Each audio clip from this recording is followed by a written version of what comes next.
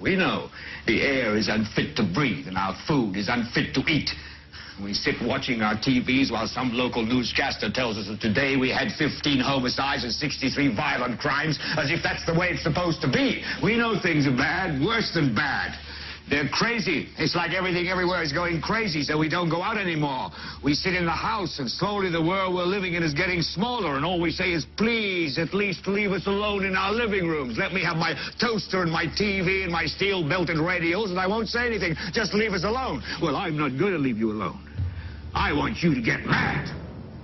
I don't want you to protest. I don't want you to riot. I don't want you to write to your congressmen because I wouldn't know what to tell you to write. I don't know what to do about the depression and the inflation and the Russians and the crime in the street. All I know is that first, you've got to get mad.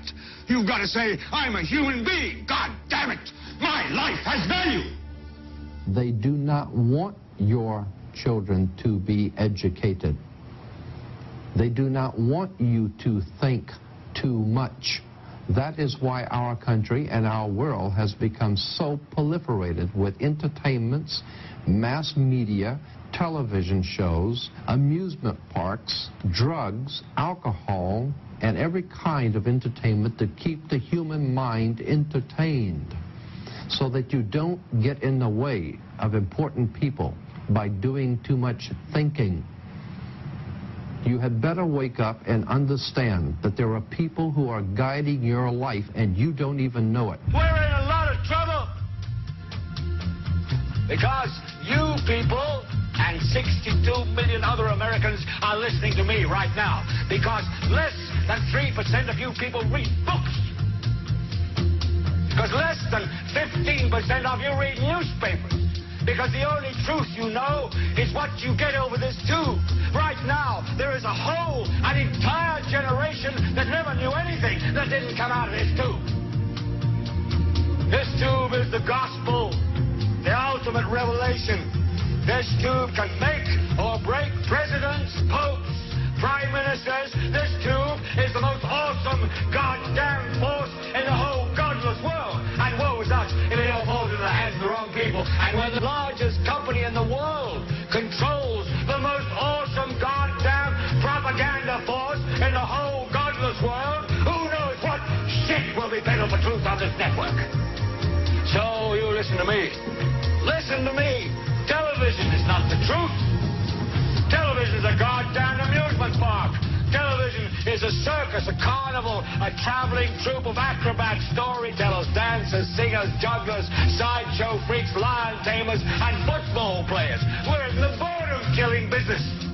But you people sit there day after day, night after night, all ages, colors, creeds.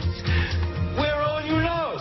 You're beginning to believe the illusions we're spinning here. You're beginning to think that the tube is reality and that your own lives are unreal. You do whatever the tube tells you. You dress like the tube. You eat like the tube. You raise your children like the tube. You even think like the tube. This is mass madness, you maniacs.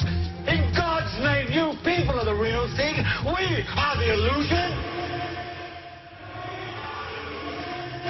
The last thing the men behind the curtain want is a conscious, informed public capable of critical thinking, which is why a continually fraudulent zeitgeist is output via religion, the mass media, and the educational system. They seek to keep you in a distracted, naive bubble, and they are doing a damn good job of it. We have a Florida family who are really pioneers in a brave new world. They have volunteered to be the first ever to have microchip identification devices implanted into their body. After 9/11, I was really concerned with the security of my family. I wouldn't mind having something planted permanently in my arm that would identify me. In the end, everybody will be locked into a monitored control grid where every single action you perform is documented. And if you get out of line, they can just turn off your chip, for at that point in time, every single aspect of society will revolve around interactions with the chips. This is the picture that is painted for the future if you open your eyes to see it. A centralized one-world economy where everyone's moves and everyone's transactions are tracked and monitored, all rights removed. The most incredible aspect of all, these totalitarian elements will not be forced upon the people, the people will demand them. For the social manipulation of society through the generation of fear and division has completely detached humans from their sense of power and reality. A process which has been going on for centuries, if not millennia. Religion, patriotism, race, wealth, class, and every other form of arbitrary separatist identification and thus conceit has served to create a controlled population utterly malleable in the hands of the few. Divide and conquer is the motto, and as long as people continue to see themselves as separate from everything else, they lend themselves to being completely enslaved. The men behind the curtain know this, and they also know that if people ever realize the truth of their relationship to nature and the truth of their personal power, the entire manufactured zeitgeist they prey upon will collapse like a house of cards.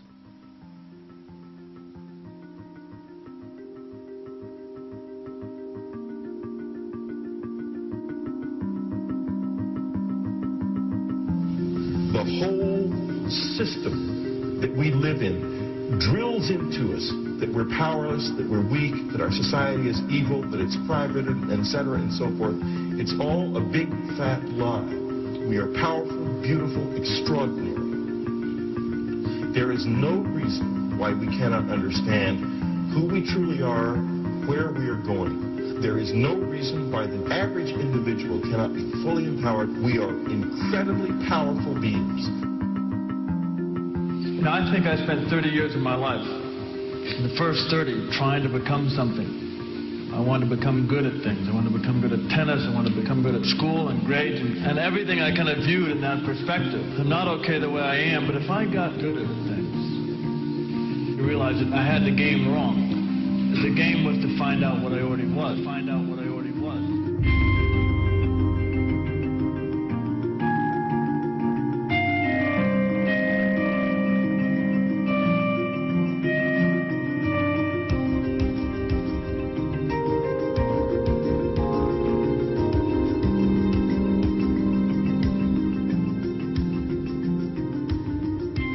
Now, in our culture, we've been trained for individual differences to stand out.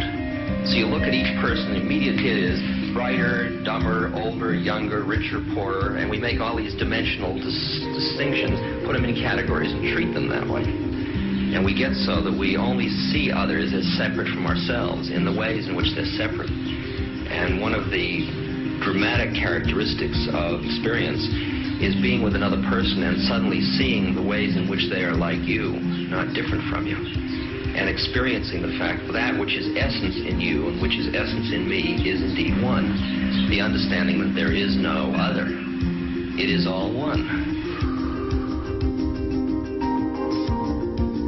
And I wasn't born Richard Alpert. I was just born as a human being. And then I learned this whole business of who I am and whether I'm good or bad or achieving or not. All that's learned along the way.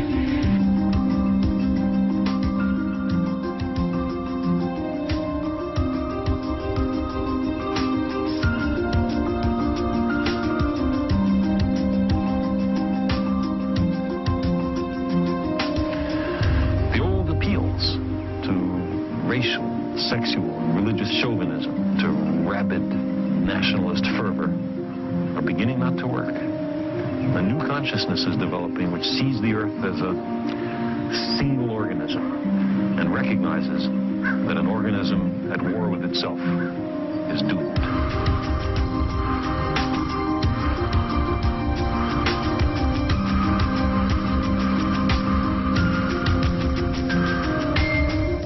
Bill Hicks used to finish his shows with this. Life's like a ride in an amusement park. And when you go on it, you think it's real, because that's how powerful our minds are. And the ride goes up and down and round and round. It has thrills and chills, and it's very brightly colored. And it's very loud, but it's fun for a while. Some have been on the ride for a long time, and they begin to question, is this real, or is this just a ride? And other people have remembered, and they come back to us, and they say, hey, don't worry. Don't be afraid ever. Because this is just a ride. And we kill those people. Shut him up. I've got a lot invested in this ride. Shut him up. Look at my furrows of worry. Look at my big bank account and my family. This has to be real. It's just a ride.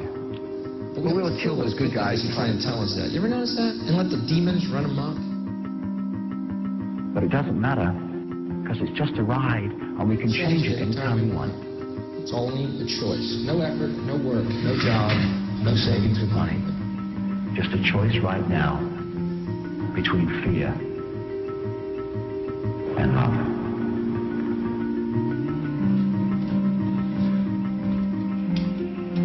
Εντάξει, είναι λίγα τα πράγματα που μπορείς να πεις μετά από όλα αυτά.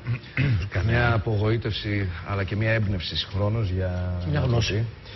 Λοιπόν, έτσι κάπως αντιληφθήκαμε την σημερινή μας εκπομπή, αυτό το διαφορετικό ράδιο Αρβίλα. Εμείς θα την κοπανίσουμε και θα είμαστε εδώ την επόμενη Δευτέρα, τη Δευτέρα του Πάσχα.